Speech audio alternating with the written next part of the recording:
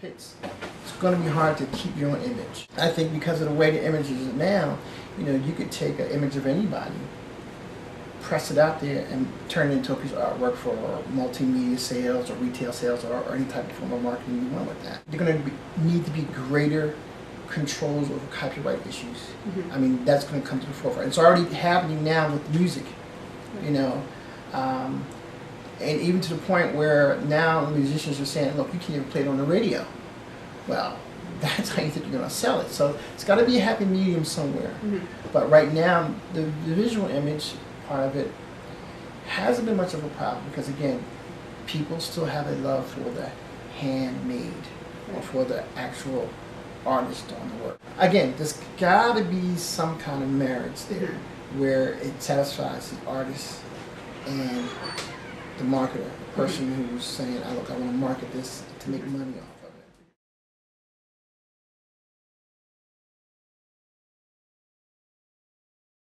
We actually had in this classroom the senior vice president of Sony Records, A&R. Mm-hmm. And one of the kids said to him 5-6 years ago when this whole thing hit the fan, why did you, instead of getting together with the other record company heads and execs and say, look, the cat's out of the bag, the feathers are out of the pillow, instead of suing your clients, why don't you start thinking out of the box like Steve Jobs did? That might not be the perfect solution. And he said, I know, you're right, we should have. And everybody's jaw dropped. But the cat is out of the bag. Every song is either on YouTube or on iTunes or can be grabbed from. I think that is going to be probably in the mix for the next 10 years. Record companies will suffer, at least for the time being. Songwriters, composers will suffer for the time being. But we were concerned with the outside choir, Keystone State Board Choir, when people in the audience would videotape it and then throw it right up on YouTube. Steve Fisher and I would go, oh, that's not a credible performance, how could? But you're right, people will look at it and go, oh, wasn't that nice, whatever, and move on. Yeah, it's probably maybe only in the concert halls that you'll have that stunning performances up against which you can then measure your own performances. We've obviously become aware that there are millions, maybe 1 billion or more musicians in the world, and so many of them are putting it up on iTunes, on YouTube, and measuring that excellence. Wow. It's almost like when you go into the art museum and you look at the painting, there's something inside you that tells you, maybe there's something inside each of us that tells you this is quality, this is a work of art, no matter how many pieces of trash you either hear or see. Maybe there's something innate to human beings that allows them to see the flaws and to reject it as less than what it should or could be.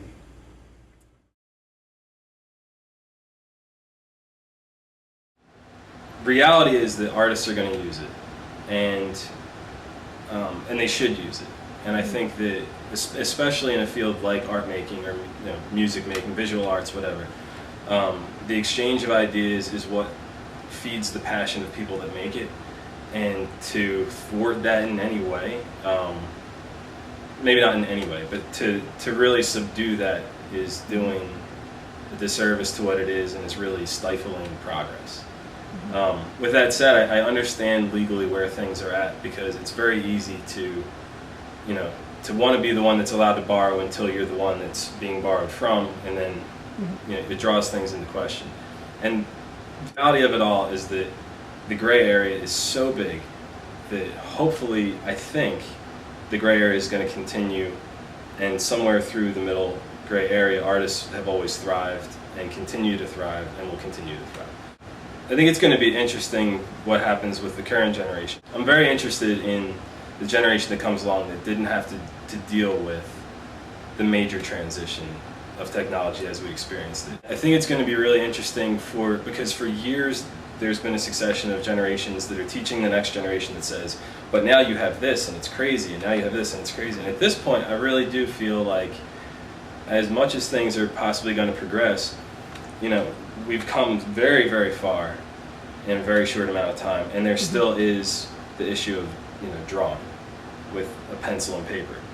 And there's a lot of reconciliation that has to happen, and this generation that was born 10 years ago is going to be the first one that doesn't have a lot of the issues that we have, or that is going to figure out a way around issues like copyright, because they're so natural to them. And so what their reality becomes is really the most interesting thing to me, because that's, I think, what's going to make new problems for a lot of things, and make a lot of things solved that are going to be like, oh yeah, well that makes sense. I can't wait to get bumped out for the next people. I just hope I have my pension by then, you know. Okay.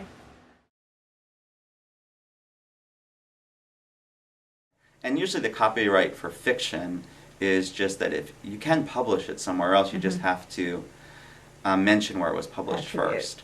Okay. Yeah, but most places don't. A lot of places don't want reprints. So the problem that people run into is when they put it on their blog, and then they're sending it out to be published, whether the blog counts as being published or not. You know, marketing campaigns that people have that have to be self-driven. So it's also a way to do it when most authors don't have a lot of money.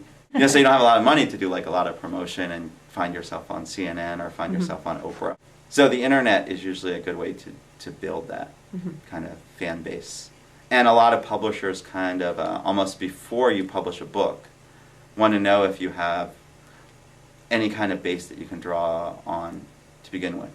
You know, are you part of a discussion group? Are you part of some kind of online organization where people already know of you?